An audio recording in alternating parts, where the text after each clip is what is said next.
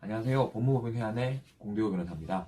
오늘은 이사부동산 정책과 관련해서 한창 시장에서 이슈가 되고 있는 현금 청산에 대해서 말씀을 나눠보려고 합니다.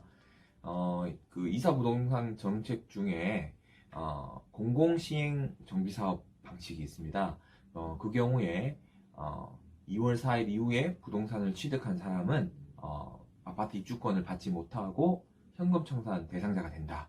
이런 논란이 있었거든요. 그 정부 정책 내용에 있다 보니까 그러면 나는 아파트 입주권을 받지 못하게 되는 것이냐 이러면서 많은 불평 불만 또는 뭐 시장의 비판이 있었고 잘못된 것이 아니냐, 그리고 심지어는 위헌 논란까지도 지금 벌어지고 있습니다. 그래서 앞으로 이 소송이나 헌법재판소 결정이나 이런 부분들은 뭐 앞으로 지켜봐야 될 것 같고, 오늘은 거기서 말하는 그 현금 청산, 도대체 현금 청산이 뭐길래 이렇게 많은 사람들이 주목하고 비판을 하고 있는지 여기에 대해서 좀 말씀을 나눠보려고 합니다. 현금 청산은 말 그대로 현금으로 청산을 한다. 즉 사업 구역 내에 있는 그 부동산을 아파트 입주권이 아니라 현금으로 청산, 돈으로 지급을 해주겠다, 이런 의미거든요. 굉장히 쉬운 용어인데 핵심이 현금을 어떻게 보상하느냐, 어떻게 청산하느냐, 여기에 있는 것이거든요. 현금 청산을 할 때 근거가 되는 법률은 보통 말하는 토지보상법에 근거를 두고 있습니다. 그러니까 공익사업을 위한 토지 등의 토지 등의 취득 및 보상에 관한 법률, 보통 토지보상법이라고 하는데, 토지보상법에 따라서 현금 청산을 해주기 때문에 많은 문제가 있는 거죠. 문제라기보다는 그 시장에서 반응은 이런 것 같아요. 현금 청산을 받으면 내가 불이익을 입는다, 이런 거죠. 그러면 왜 불이익을 입느냐? 현금 청산의 방법이 시가대로 보상을 하지 않기 때문에 그렇습니다.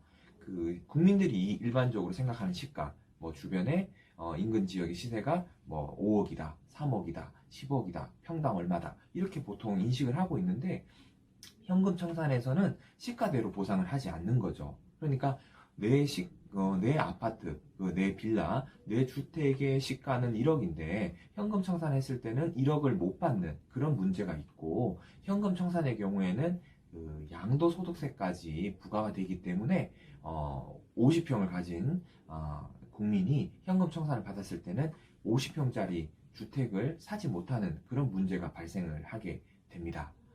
그러면 왜 이런 그 문제가 되냐면 토지보상법에 개발이익을 배제하라라는 규정 때문에 그렇습니다.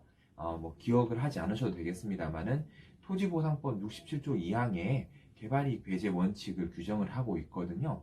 그렇기 때문에 시가대로 보상을 할 수가 없는 거죠. 왜냐하면 현금 청산 금액에 개발이익을 빼고 현금 청산금이 지급되기 때문에 국민들로서는 당연히 부족하다 느낄 수밖에 없을 것 같습니다.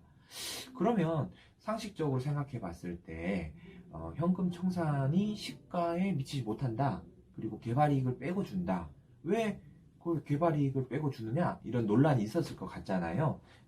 이 논의는 비단 최근에 발생한 것이 아니라 옛날부터 있었어요. 그러니까 지금은 그 현금 청산이라는 용어를 많이 쓰곤 있지만 여러분들 손실보상이라는 용어를 들어보셨죠? 그러니까 손실보상과 현금 청산은 거의 같은 개념이라 보시면 되는데, 손실보상이 적정하냐, 그 다음에 과다하냐, 또는 너무 적은 거 아니냐, 이런 논란은 옛날부터 있었어요. 토지수용법이라 그래서 거의 몇십 년 전에도 있었던 법률에도 개발이익 배제를 규정을 하고 있었고, 많은 교수님들과 변호사들이 위헌 논란을 계속 제기를 했고, 근데 현금 청산에 대해서, 손실보상에 대해서 헌법재판소는 개발이익을 빼고 청산금을 지급하는 것은 정당하다, 이런 입장을 유지를 하고 있기 때문에, 그리고 국회에서도 법률을 바꾸고 있지 않기 때문에 앞으로 공공시행 정비사업의 경우에 현금 청산 대상자가 되면 불이익을 받을 수밖에 없지 않을까, 이런 우려가 굉장히 있는 것이고, 이런 불이익, 그런 마음 때문에 많은 비판이 이어지고 있는 것이 아닌가, 이렇게 생각이 됩니다. 앞으로 어떻게 될지는 모르겠어요. 그 개발이익 같은 경우에는 분양권 같은 경우에는 개발이익을 누릴 수가 있잖아요. 그런데 현금 청산자분들은 그 이익을 누릴 수가 없고, 또 지금같이 부동산이 또 완만하게 또는 지역에 따라서 급격하게 가격이 상승되는 지역일수록 그 박탈감은 더 클 수밖에 없죠.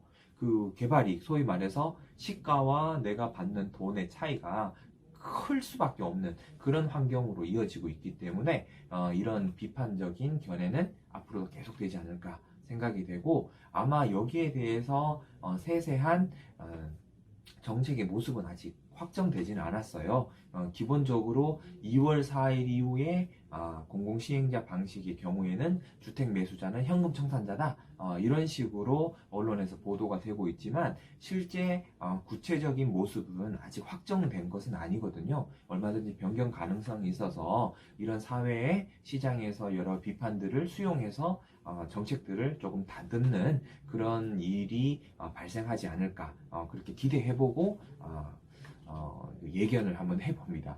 결국 그 현금 청산에 이런 지금 이어지고 있는 논란은 개발이 문제 때문이라고 볼 수가 있는데, 지금 현재 정부에서 드라이브를 걸고 있는 명분은 투기 세력을 억제하겠다 이런 거거든요. 근데 이제 투기 세력 억제라는 거는 정말 좋은 명분이잖아요. 뭐 바람직하기도 하고, 하지만 지금 이제 현금 청산과 관련해서는 어느 정도 부작용이 예견되는 만큼 너무 명분을 중시해서 불특정 다수를 대상으로 투기자로 낙인을 찍어서 현금 청산자로 보상을 해주는 그런 그 결과를 초래하는 것은 좀 바람직하진 않지 않느냐, 이런 생각을 가지고 있습니다. 마지막으로 정리를 하면, 현금 청산은 현금으로 돈을 지급하는 것, 부동산을 청산을 하는 것. 그런데 현금 청산에는 개발이익이 빼기 때문에 시가에는 미치지 못해서 많은 우려가 있다. 그래서 앞으로 정책할 때는 좀 가다듬을 필요가 있지 않느냐, 이런 이야기를 드렸습니다. 요약해서 말씀드렸고요. 시청해 주셔서 감사드리고, 또 다음 기회에 다른 주제를 가지고 또 좋은 말씀 한번 나눠보는 시간 갖도록 하겠습니다. 감사합니다.